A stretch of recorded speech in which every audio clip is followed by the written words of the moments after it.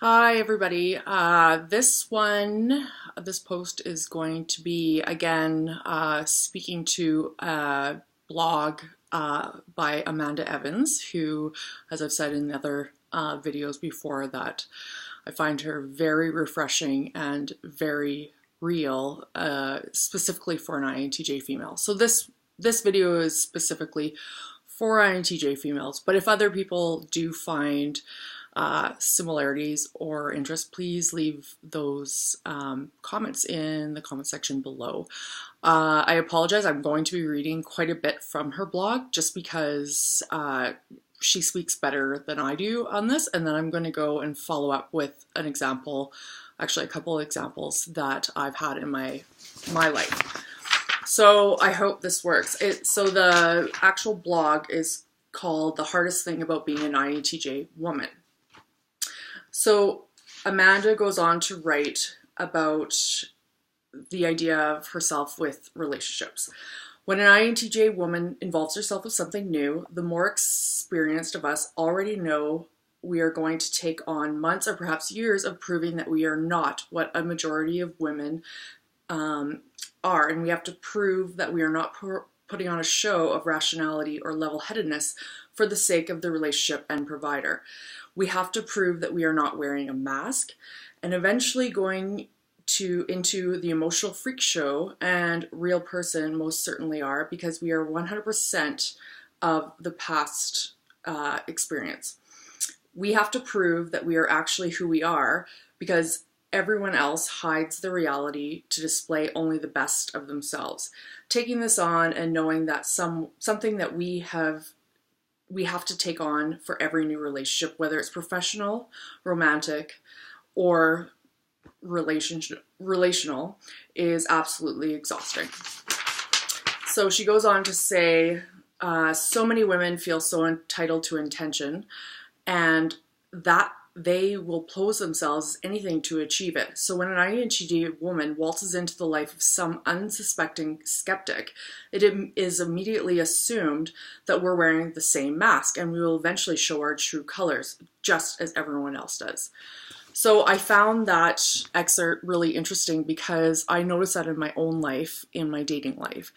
And a couple of examples. One was, there was a fellow who was, super intelligent. I would suggest he's probably an INTP. And what I found is, after dating him a little while, I had to tell him that don't just perceive me through the judgments of past experiences. Because what I've noticed is that they expect a certain persona from most women, and when they date someone, and I wasn't totally up to snuff on the MBTI back when I was dating him, I found I had to tell him that basically don't judge the book by the cover, in essence, where they're looking for something that they're expecting the cool chick persona or whatever that looks like, the chill person, to crack, and after a couple of months the crazy comes out. And I found that frustrating because I noticed that in that relationship where I had to actually explicitly tell him that that we have what you see is what you get. And it was interesting that that situation resonated so much with me that I've carried it with me, that whole reminder of having to walk through that my personality type stays the same no matter what. So another caveat to that is a big stressor for INTJ females, depending on your age and your maturity level. I found that I had to essentially almost try to wear a mask to protect myself because I wasn't very good at dating. And also I had to learn to become comfortable with myself. So when I said what you see is what you get, it was really true.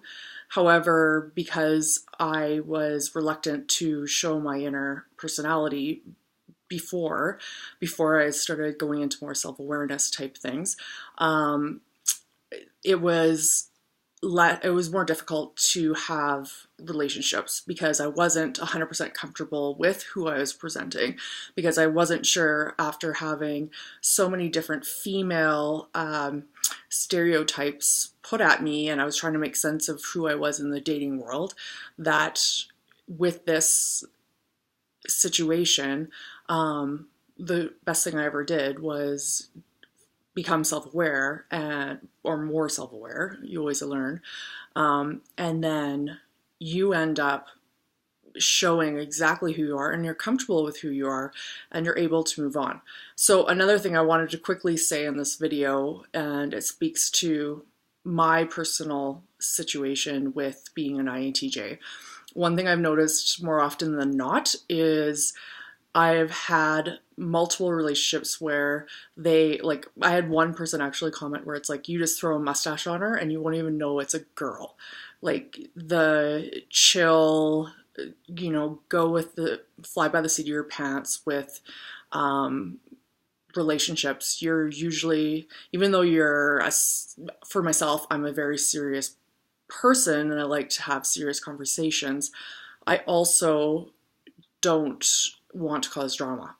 I don't need to be high maintenance. And that particular comment was interesting because it did play out in multiple relationships during my life and into my marriage, where we can joke around and be fun and light, and then the next second we can have very serious conversations.